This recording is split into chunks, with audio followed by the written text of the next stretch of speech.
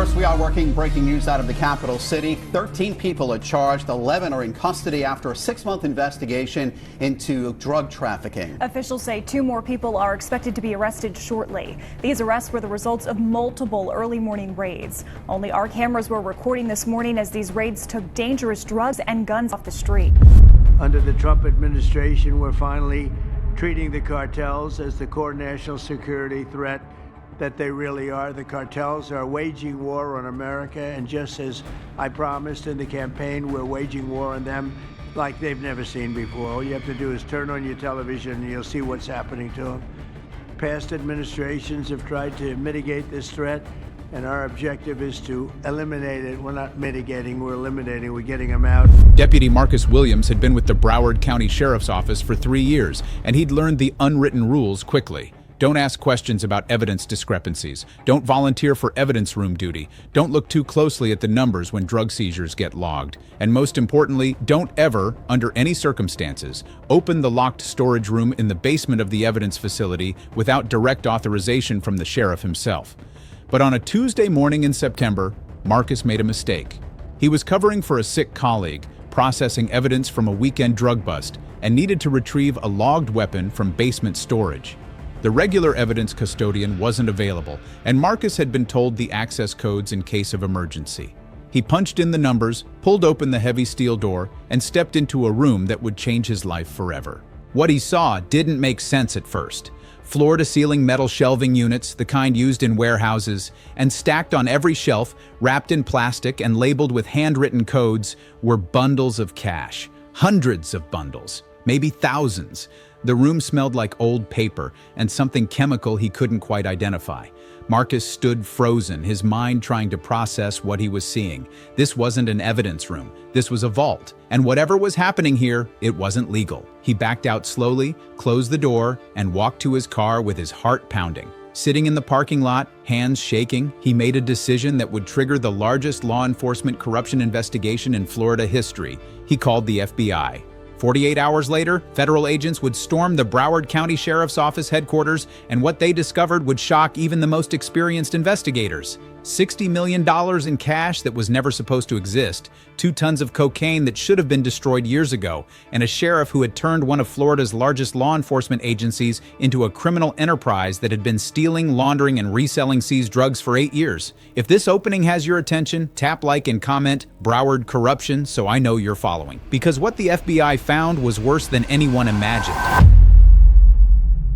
Broward County, Florida, is home to Fort Lauderdale and over 1.9 million residents, making it the second largest county in the state. The Broward County Sheriff's Office employs over 5,800 people and operates with an annual budget exceeding $1 billion. It's responsible for law enforcement across 14 municipalities, runs the county jail system, and houses one of the largest evidence facilities in the southeastern United States. Sheriff Thomas Garrett had led the agency since 2015. At 58 years old, he was a 32-year law enforcement veteran who'd risen through the ranks, earning a reputation as tough on crime and particularly aggressive in fighting South Florida's drug trade. He held regular press conferences showcasing major drug busts, tables covered with seized cocaine, fentanyl, and cash, Garrett standing behind them promising to get dealers off the streets. The media loved him, politicians praised him, and the public believed he was protecting them from the cartels that used South Florida as a primary entry point for drugs flowing into the United States. But according to federal investigators, Sheriff Thomas Garrett had been running the most sophisticated evidence theft and drug resale operation that the FBI had ever uncovered inside an American law enforcement agency. The scheme was elegantly simple and devastatingly effective. When Broward County deputies conducted drug busts, and the county averaged 15 to 20 significant seizures per week, they would confiscate drugs and cash as evidence. Standard procedure required logging everything seized, photographing it, weighing it, and storing it in the evidence facility until it was needed for trial or destruction.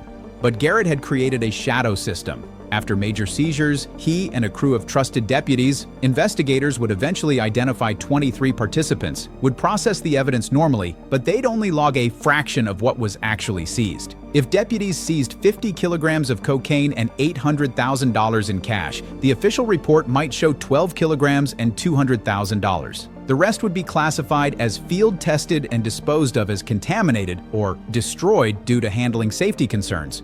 Bureaucratic language that sounded legitimate but was completely fabricated. The unreported drugs and cash would be taken to the locked basement storage room that Deputy Williams had accidentally discovered. The cash would be counted, bundled, and stored. The drugs would be repackaged and, according to FBI evidence, sold back to the same criminal networks they'd been seized from. The operation generated staggering profits. Over 8 years, the group had stolen and resold an estimated $340 million worth of cocaine, fentanyl, and methamphetamine. They'd skimmed approximately $78 million in cash from seizures, and they'd done it with almost perfect protection because they controlled the evidence system, they controlled the narrative. No one could prove drugs or money were missing because the official records showed everything had been properly handled. Sheriff Garrett personally took approximately $18 million over 8 years, according to financial records FBI would later seize.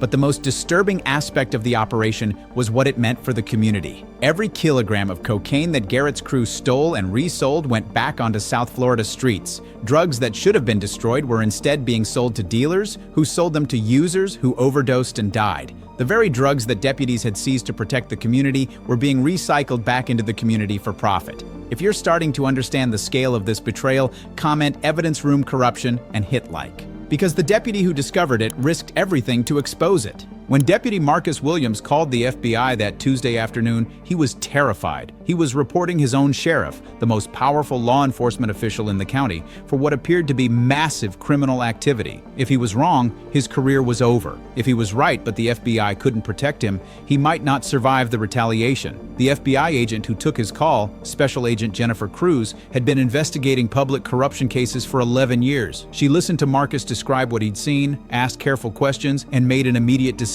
This wasn't a case for the local FBI office to handle quietly. This required a task force and absolute secrecy. Within 24 hours, a joint operation was established. FBI, DEA, IRS Criminal Investigation, and the Florida Department of Law Enforcement. The U.S. Attorney's Office for the Southern District of Florida took prosecutorial lead, and critically, everything was compartmentalized. No one at the Broward County Sheriff's Office could know an investigation was underway. The FBI immediately placed Marcus Williams under protective custody.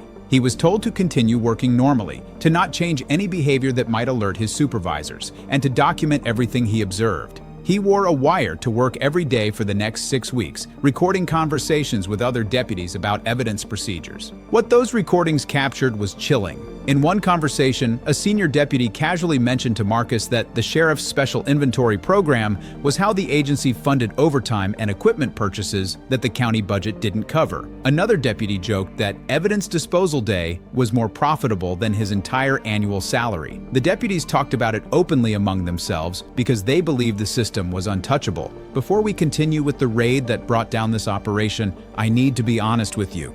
Investigations like this require enormous resources to research properly. This isn't just retelling news. This is weeks of analyzing federal corruption cases, consulting with law enforcement experts, reviewing evidence procedures, and ensuring every detail is accurate. We're a small team bringing you stories others won't fully explore. Stories about how corruption destroys the institutions meant to protect us, and how law enforcement can become the criminals they're supposed to fight. If you want us to keep making these investigations, consider joining our channel membership. Your support funds the research that makes this possible. For less than a coffee each month, you'll help us expose these crimes. Members get early access and exclusive content. Click the join button. Your support makes this work possible. Now, let's continue with the FBI raid that exposed everything.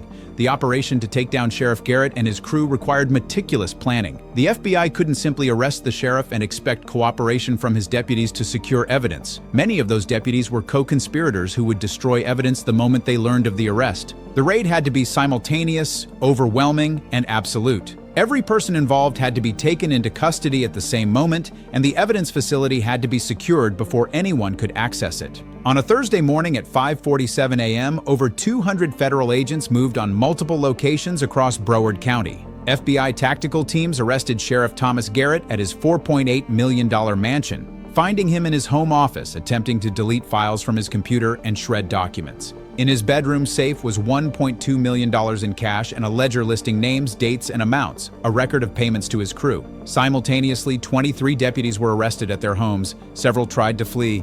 2 were found destroying phones and hard drives. All were taken into federal custody. At the Broward County Sheriff's Office headquarters, FBI agents swarmed the building, securing every entrance and locking down the evidence facility before employees arrived for work. When staff showed up that morning, they found federal agents occupying their offices and were told they were not permitted to enter until the investigation was complete. The scene in the basement evidence room was documented extensively. FBI evidence technicians photographed and cataloged everything: the $60 million in cash stacked on industrial shelving, the 2 tons of cocaine stored in labeled packages, the methamphetamine and fentanyl that should have been destroyed years earlier. Each bundle of cash had handwritten codes on the wrapper. When cross-referenced with seized ledgers, investigators could match the codes to specific drug seizures, proving that this money had been skimmed from evidence and hidden. Similarly, the stored drugs had case numbers written on the packaging. When investigators checked those case numbers against official records, they found that every single one was listed as destroyed or disposed of, proving the destruction records had been falsified. The FBI also seized computers containing the shadow accounting system that tracked the real seizures versus what was reported. Spreadsheets showed dates, amounts seized, amounts reported, amounts sold to cartel buyers, and amounts distributed to crew members as payment. It was a complete financial record of 8 years of criminal activity. But the most damning evidence came from the communication records. Text messages, encrypted app conversations, and phone calls showed Sheriff Garrett directly coordinating drug sales, discussing prices with cartel contacts, and instructing his crew on how to falsify evidence logs. In one message, Garrett wrote to a deputy, "Next shipment, report half, store half, same as always." The evidence was overwhelming and irrefutable. At trial, Sheriff Thomas Garrett faced charges including drug trafficking, theft of government property, money laundering, racketeering, and conspiracy. His defense attorney attempted to argue that Garrett had been forced into cooperation by cartel threats against his family, but prosecutors presented the financial records showing Garrett had spent the proceeds freely: luxury homes, boats, cars, international travel. This wasn't coercion, this was greed. The jury deliberated for 9 hours, guilty on all counts. Thomas Garrett was sentenced to life in prison without the possibility of parole. The 23 deputies involved received sentences ranging from 18 to 35 years depending on their level of participation and cooperation with investigators. The impact on Broward County was profound and painful. For 8 years, residents had believed their sheriff was protecting them from drug traffickers. In reality, he'd been working with the traffickers, recycling seized drugs back onto the streets, and profiting from the very crime he was supposed to be fighting. At a community meeting held 1 month after the arrests, emotions ran raw. One woman stood, her voice breaking. "My son died of a cocaine overdose 3 years ago. Now I learn the sheriff might have been selling the same drugs that killed him. How do we ever trust law enforcement again?" A man who'd worked as a prosecutor in Broward County for 15 years spoke next. "I put criminals in prison based on evidence this sheriff's office provided. How many of those cases were contaminated? How many convictions were based on fabricated evidence logs? The entire justice system in this county is compromised." The questions were valid and deeply troubling. The FBI and state prosecutors had to review thousands of criminal cases processed through Broward County over 8 years to determine if evidence had been tampered with, if convictions were legitimate, or if defendants deserved new trials. The review process identified at least 340 cases where evidence discrepancies raised serious questions. Some defendants received new trials, others had convictions overturned. The legal chaos created by Garrett's corruption would take years to fully resolve. Tonight, as we reflect on what happened in Broward County, several truths demand our attention. First, corruption at the top contaminates everything below it. Sheriff Garrett didn't just commit crimes, he created a criminal culture where theft and drug trafficking became normal for the deputies who worked under him. Second, evidence rooms are vulnerable points in the justice system. We trust that drugs and money seized by police are properly handled, logged, and destroyed. But without independent oversight and regular auditing, those systems can be manipulated by the very people running them. Third, the human cost of law enforcement corruption extends beyond the immediate crimes. Every kilogram of cocaine Garrett resold went back onto the streets, contributing to addiction, overdoses, and death. The sheriff sworn to protect the community was actively poisoning it. Fourth, whistleblowers are essential to exposing corruption. Deputy Marcus Williams risked his career and possibly his life to report what he'd seen. Without his courage, this operation might still be running today. And finally, we must ask, how many other sheriff's offices, police departments, and evidence facilities have similar corruption that hasn't been discovered yet?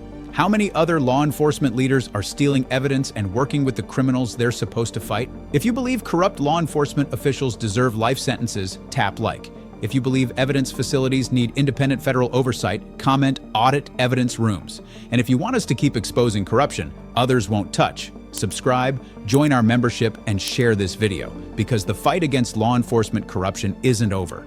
Not in Florida, not in America, and not anywhere that power can be abused and trust can be betrayed by those sworn to protect us.